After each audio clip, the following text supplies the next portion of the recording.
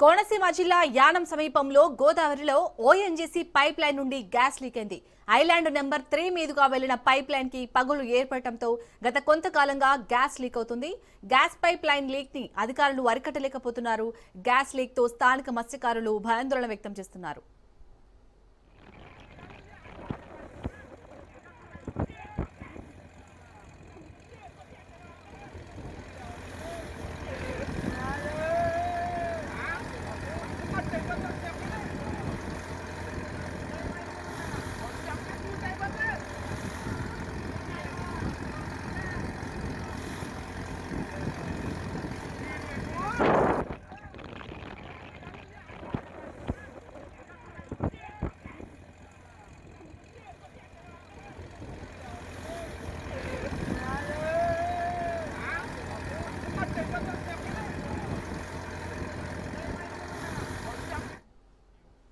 కోనసీమ జిల్లా యానం సమీపంలో గోదావరిలో ఓఎన్జీసీ పైప్ లైన్ నుండి గ్యాస్ లీక్ అయింది.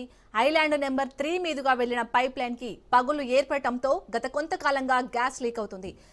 గ్యాస్ పైప్ లైన్ లీక్ ని అధికారులు అరికట్టలేకపోతున్నారు.